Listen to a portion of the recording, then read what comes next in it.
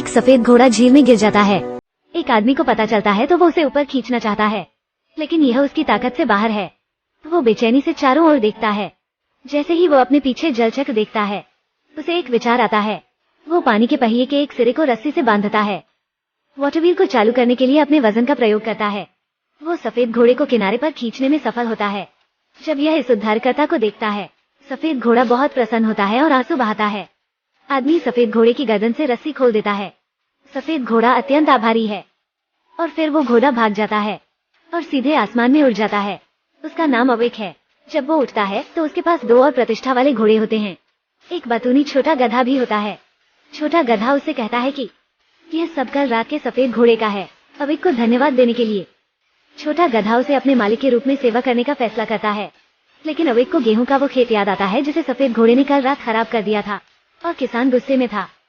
वो जानता है कि वो अब यहाँ नहीं रह सकता, इसलिए वो गधे पर बैठ जाता है और खेत छोड़ देता है। लेकिन अविक को इसकी उम्मीद नहीं थी कि गधा होंडा सिविक से भी तेज दौड़ता है। इसके अलावा गधा चिल्लाकर दोनों काले घोड़ों को बुला सकता है और अब अविक एक यात्रा पर निकलता है। वो एक खूबसूरत देश में आता है, पर उसे विश्वास नहीं हो रहा होता। राजा उसे दूरबीन से देखता है और तुरंत उसके 2 कीमती घोड़ों को देखता है। वे सीधे उसके घोड़े ले जाते हैं। अविक का उदास चेहरा देखकर गधा बहुत दुखी होता है, तो वो जोर से चिल्लाता है। घोड़े तुरंत पीछे भागते आ जाते हैं। राजा उनका पीछा करता है। गलती से राजा आटे में फंस जाता है और स्नो व्हाइट में बदल जाता है। राजा अपने लोगों के सामने अपना चेहरा बचाना चाहता है, इसलिए उसे लगता है कि अविक को तुरंत दंडित करना अच्छा आदर्श नहीं है। इसलिए वो अविक को आग फीनिक्स को मारने का आदेश देता है, धार्मिक जानवर जो अक्सर अपने सैनिकों पर हमला करता है। अविक रेगिस्तान के निखलिस्तान में आया जहाँ फायर फीनिक्स रहता है। जब रात होती है, वो पाइन शंकु का उपयोग करता है जिसे उसने पहले ही चारा के रूप में चुना है। अचानक रेत के नीचे से लाल बत्तियां निकलती हैं। आग से भरे पूरे शरीर के साथ एक फीनिक्स उठती है। इसके सामने चीड़ के शंकु को देखते हुए फायर फीनिक्स एक पाइन शंकु को आकाश में फेंकता है और सब निगल जाता है। ऐसा लगता है कि यह वास्तव में इस स्वाद का आनंद ले रहा है, लेकिन उसके तुरंत बाद फीनिक्स की खोपड़ी पूरी तरह से सुन्न हो जाती है। फिर वो जमीन पर गिर जाता है। यह पता चला है कि अविक ने पहले ही पाइन शंकु में नशीले पदार्थ डाल दिए हैं। पर जब अविक खुश होता है, एक पंजा उसके पीछे से फैलता हुआ खुलता है। फीनिक्स अपने चारों ओर लौ सा चमकता है और उसका पीछा करता है। अविक जब लगभग पकड़े जाने वाला होता है, गधा ठीक समय पर फीनिक्स से टकराता है। फीनिक्स अब और भी उग्र हो गया है और पागलपन से अविक का पीछा करता है। जहाँ से भी गुजरता है, फीनिक्स उस जगह को आग में बदल देता है। अविक अपनी बुद्धि के अंत में है। वो अपना आखिरी पाइन शंकु फेंकता है। फीनिक्स सीधे शंकु को पकड़ता है और कुछ क्षण के बाद वो बेहोश हो जाता है। अगले दिन फीनिक्स अविक द्वारा कसकर बंधा हुआ होता है, लेकिन फायर फीनिक्स के आंसू देखकर अविक इसे सहन नहीं कर पाता। वो इसे मुक्त करने के लिए रस्सी खोलता है। फीनिक्स अपनी आजादी हासिल करता है। अविक को धन्यवाद देने के लिए वो उसे एक जादुई चमकता पंख छोड़ देता है।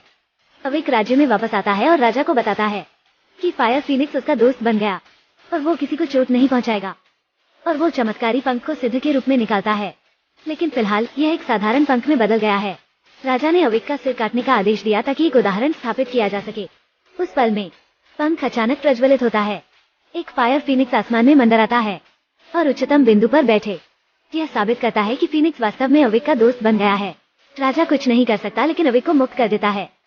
लेकिन कुछ दिनों के बाद राजा आज्ञा देता है अविक को स्नो वर्ल्ड की तीर्थ यात्रा करने के लिए और स्नो प्रिंसेस को वापस राज्य में लाने के लिए। अविक स्नो पैलेस पहुंच जाता है। वो इसकी कल्पना भी नहीं कर सकता। वो 1000 मीटर ऊंचे बर्फीले पहाड़ पर स्थित है। उसे शीर्ष पर जाने में 3 दिन और रात का समय लगता है। अविक को कोई अभिभावक नहीं दिखता और वो स्काउट करने के लिए चला जाता है। अंत में उसे पता चलता है द्वार की रखवाली करने वाली बर्फ की एक मोटी परत है। उस सही समय पर फायर फीनिक्स के पंख ऊपर की ओर उड़ते हैं और वो बर्फ के माध्यम से निकाल जाते हैं। बर्फ तुरंत फट जाती है। गधा बर्फ की चपेट में आ जाता है और एक खड़ी चट्टान पर लटक जाता है। अविक पैलेस में प्रवेश करता है और राजकुमारी को जगाने के लिए पंख का उपयोग करता है। स्नो प्रिंसेस और उसे पहली नजर में प्यार हो जाता है। बहुत समझाने के बाद राजकुमारी अंत में मान जाती है। वे एक साथ पहाड़ से नीचे उतरते हैं। अविक राजकुमारी की पोशाक पर बैठ जाता है, लेकिन पोशाक इतना भारी भार सहन नहीं कर पाती और उसमें एक बड़ा छेद हो जाता है। इतना कुछ दांव पर होने पर गधा अचानक पंख निकलता है और उनकी जान बचाता है और जल्द ही वे राज्य में पहुंचते हैं। राजा अविक को अपने लोगों द्वारा समर्थित देखता है। वो बुरे इरादों के साथ उठता है और अविक को एक विशाल व्हेल को मारने का आदेश देता है, जो अक्सर मछुआरों पर हमला करती है। नहीं तो वो द स्नो प्रिंसेस से शादी कर लेगा। अब एक छोटे गधे पर सवार होकर आसमान की ओर उड़ता है। वो एक द्वीप के लिए उड़ान भरता है, लेकिन गौर से देखिए, ये विशालकाय व्हेल जंजीरों में जकड़ी है। पता चला है कि विशालकाय व्हेल जंजीरों में फंसी हुई है, इसीलिए यह पास से गुजरने वाले मछुआरों पर हमला करती है। विशालकाय व्हेल का दयनीय रूप देखकर अविक इसे बचाना चाहता है। गधे की सवारी पे वो हवे के नाक में घुस जाता है। अविक उसके शरीर में उड़ने लगता है। यह अंदर से बहुत ही शानदार है, सितारों से भरे आसमान जैसा दिखता है। गधा गलती से व्हेल को अपने पंखों से छू लेता है। व्हेल चौंक गई, पूरा शरीर खड़ा हो जाता है और उन दोनों को शरीर से बाहर फेंकता है। वो बेड़ियों से भी छूट जाती है। यहाँ तक पहले निगले गए मछुआरों को भी बचाया जाता है।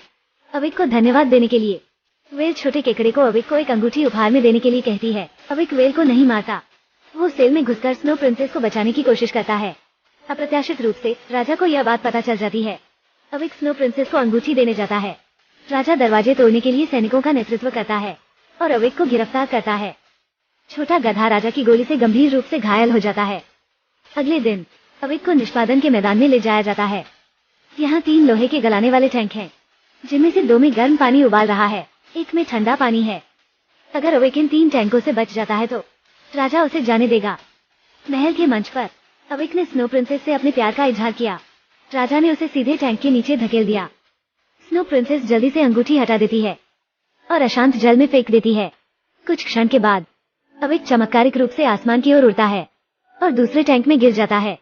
इस बार टैंक में ठंडा पानी है। अचानक फीनिक्स का पंख कहीं से टैंक में उड़ाता है। अविक तुरंत बर्फ तोड़ता है और बाहर कूदता है और अंतिम गर्म टैंक पर समाप्त होता है। उबलती गर्म टंकी को देख हर कोई सोचता है कि अब कोई संयोग नहीं होगा और सभी उम्मीद खोने लगते हैं। इस समय आकाश में एक चमकीला तारा दिखाई देता है। सिनपर्णी का फूल धीरे धीरे गर्म पानी की टंकी में गिरता है। अविक वास्तव में पानी की टंकी से बच निकलता है। बेशक यह कोई संयोग नहीं है, दरअसल गधे ने अपने घायल शरीर को ललकारा। क्षितिज के अंत तक दौड़ने के लिए अपनी सारी शक्ति का उपयोग करता है, एक जादुई सिनपर्णी फूल चबाने के लिए। अविक अंत में इसे पार कर लेता है और राजा अपना वादा रखता है। अंत में वो खुद ही पता लगाने के लिए टैंकों में कूदना चाहता है। यह पता चला कि उसके साथ कोई चमत्कार नहीं हो रहा है। वो उड़ते हुए बुलबुले में फंस जाता है और हमेशा के लिए आसमान में उड़ जाता है। जनता के सभी अधिवक्ताओं के साथ अविक अब नया राजा बन जाता है। अविक, राजकुमारी और छोटा गधा मिलकर एक सुखी जीवन व्यतीत करते हैं और यह अविक की यात्रा का सुखद अंत है। यह नवीनतम फैंटेसी फिल्म है जिसे मैजिक जर्नी कहा जाता है। कहानी रेखा थोड़ी परियों की कहानी से प्रभावित है। यह एक देखने योग्य फिल्म है।